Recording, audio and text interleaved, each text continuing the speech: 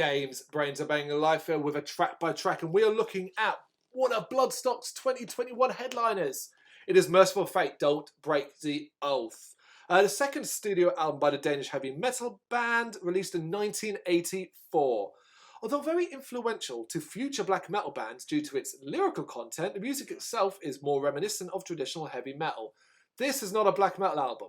People, stop calling Mercyful Fate a black metal band. It's been remastered and subsequently reissued on Roadrunner in 1997, and that reissue came with a bonus track called Death Kiss Demo, which would eventually evolve in the album's lead-off track, A Dangerous Meeting. I am very unfamiliar with Mercyful Fate. I know King Diamond stuff probably more than I know Mercyful Fate. Yeah. And I recognise some tracks in this album. I haven't heard them. Yeah. But I was not that familiar. And truth be told, I'm not that big of a fan. And annoyingly, the biggest problem I have with it is the vocals. Yeah, this is like a big thing, isn't it, with Mercyful Fate? It's very much you're either on board or you're not. Yeah. You know, and it's all about the vocals. I'm also not a massive Mercyful Fate fan. I knew a couple of tracks on the album, mainly the main ones. To be honest, I like two of them. And I guess we'll see as we go through what I felt about the vocals.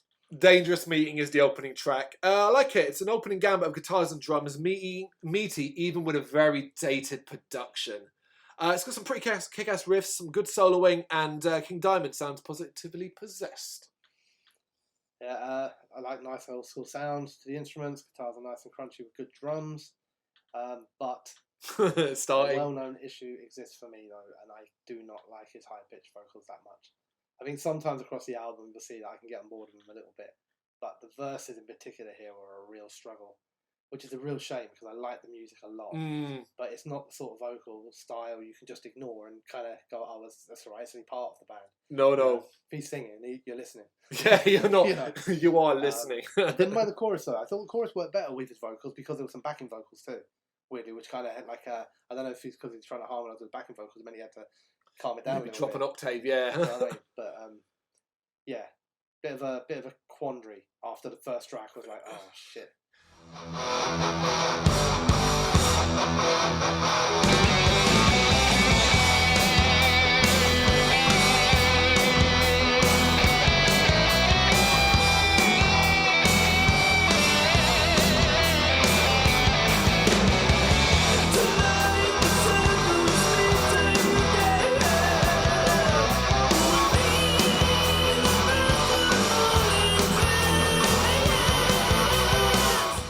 Well, that's interesting then, because then we hit Nightmare. For me, I love the super basic intro. When it kicks in, it gets some real hellish fire to it. The vocals, though, are high. Very fucking high. And this is why I was like, shit, I'm not sure if I like this. Yeah. It's got unconventional structure, though. It's a bit all over the place, but it kind of keeps you on your toes. I remember after listening to this song, I was going to message you and say, let's just drop this one. I had no desire to come on here and start saying bad things about Mercyful Fate, you know. But I like the bassy intro. I'm trying to find the positives here, right? It's got a good rocking beat to the main riff, but the vocals are killing me here. At least at points. Occasionally it clicks in and I can get on board a little bit, but I did find myself cringing a lot. Musically good, but this is a struggle. Can't argue with it. Desecration of Souls. So evil sounding, but I love the riffs on this track. It's layered very well. Whatever is needed to be focused on at any specific point is. Yeah. I was alright with this one, actually. I was quite relieved when I got to this one. I thought I liked the crunchy beat and I felt like the vocals were toned down a little bit. The solo's great. It's a much easier song to listen to. Enjoyed it. Cool. At this point I was like, oh, please. Yay.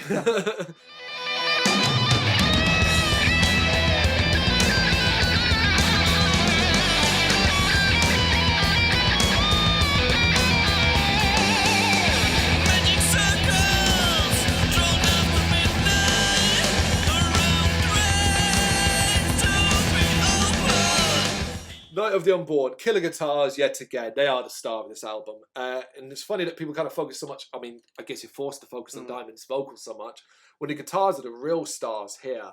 And on this track, fucking hell, I find it almost distracting, and I'm like trying to filter him out. But it's got some great complex time changes. It is what it is. Please just skip my talk on this one if you're a fan. I do like I thought the start's kind of chaotic. I quite like that. I like the guitars and everything like that, kind of all going off, and then how it kind of slowly finds a beat and then settles into this nice groove. I really enjoyed that. It was really cool. I then did right. I honestly thought he might be taking the piss now with some of these wailing notes. And I found myself chuckling at them, which is not a good sign. And I was sitting there listening to it, and it was making me laugh. And I was thinking, like, this isn't a good sign, is it? If you're chuckling at them. The chorus is fine, even with his vocals, actually, because it beds in with the music a bit, which kind of forces it back down. But the verses are ridiculous. Good solo, great riffs, horrific vocals. Fair enough. I really struggled with that one, man. I mean, those wailing noises, I can hear them now in my head. And I was like, even now they're making me laugh. The Oath. Stormy intro, the tolling of the bell, the gothic organ, the chanting and evil laugh. This is so my fucking jam. It's a great setup and the payoff, the rolling riffs, the hyper shredding, kick-ass drum beat, and devilish vocals. In my opinion, this is what they should start Bloodstock 2021 off with when they come out for their set. The Oath. This is the best song on the album. Not for me. Oh, okay. Not for me. I do like a lot of this song. I love the beginning. I love the atmospherics. It's absolutely fantastic. The riffs are great. Drums are great. What's the problem? There were some points where I found it hard to differentiate in a weird way, but not this isn't necessarily a criticism. Where I was struggling listening to guitar squeals and trying to differentiate between what was him and what was the guitar. Oh my god! And I was like, I remember listening and I heard a guitar scream, and I was like, "That's cool." Is that him? You know, but I didn't mind that. I was actually alright with that. I thought that was kind of cool. But then during the solo, he starts doing this like high pitched bit, and it's like some sort of rabid fucking monkey. And I just wrote, you know, it's a good song. I don't mind this as a song, but these are not an easy listen, are they? Mercyful Fate.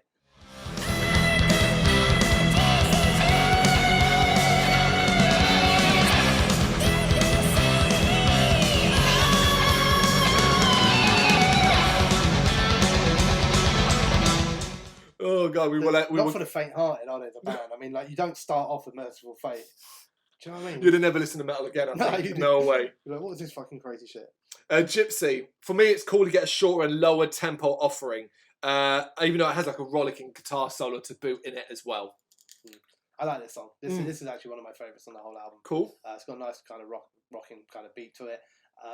Again, you know, unsurprisingly, I liked it best because he actually does tone the vocals back down again on this. He does kind of do a line quite deep, and then he ends with a squeal. Yeah, I can live with that. Yeah, that's like a little flourish. That's not what you're used to with a lot of the kind of maidens and stuff. Yeah, I did right. It works much better than constant wailing.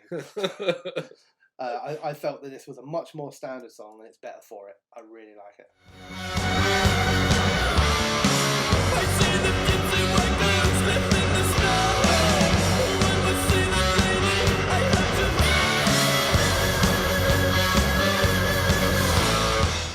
Welcome, Princess of Hell. Again, those riffs. However, I'm also fully on board with the vocals here. The lower, hungrier edge playing... Alright. Oh, God. The lower, hungry edge playing off the high-pitched evil stuff actually works really well for me, and I find this a bit of a sexy and devilish number. Obviously, you don't. Alright, you've done me again. Great start, toned down vocals, and then bang, Mrs. Doubtfire. Mrs. Doubtfire. Oh god. Good music, mixed vocals for me. Moments I like, moments I hate. Overall, it kills the song for me. Fair enough. We're almost done. We're almost through the wailing pain. 2-1 Far Away. It's an intermission or an intro to the finale. For me, it's more that than an actual intermission. It drips in gothic atmosphere. That's what it is. Yeah, best song on the album for me. No, no, I didn't write that. It's short, it's good, it's got a nice melody, nice little instrumental, no dodgy vocals in sight. I like it. Yeah. Which leads us to the finale of Come to the Sabbath. And for me, I wrote ending on a high, in brackets, literally. This is such a strong 80s vibe about it. And it's such a great example of why this is not actually a black metal band. It's just a banging, hyperactive, heavy metal headbanger. Yeah, I quite like this song. Cool. Weirdly, we end on a positive. Yeah, I like the start. I mean, in my positive way, I do somehow manage to switch it to a negative. But, and I actually like the vocal style. And I went, why can't he just stick to this? Guitars are good. I like the long sweeping notes. Drums are good. Get a nice bouncy rhythm. I don't mind the vocals in this one at all. Maybe I'm getting used to them. Maybe my ear's blown. I think the solo is fucking fantastic, and the kind of keys bit is pretty cool too, especially as the guitars kind of then join in with it. Really good end. Awesome. Yeah. Right then. Well, top three. Right. Come to the Sabbath, the last song that we just spoke about, is one of them. Gypsy and Desecration of Souls. All three songs where his vocals were toned. Okay, cool. Come to the Sabbath, Welcome Princess of Hell, and The Oath are my three. Not every track by track has to have a band that's for us. I think we did pretty well considering. Yeah. And we will be certainly judging them in a live environment come Bloodstock 2021. Yeah. Mercyful Fate, Don't Break the Oath. Let us know your thoughts in the comments. Thank you very much for watching. You can check us out on gbhbl.com as well as on Facebook, Instagram, Twitter and Tumblr. Go to Patreon to help us out over there. That's patreon.com/GBHBL, as well as Big Cartel, where you can find some of our merchandise. We have a podcast running on SoundCloud and Apple Podcasts. And of course, if you like this video, do us a favour, hit the subscribe button and help the channel grow. Games, horror and heavy metal. What else is life for?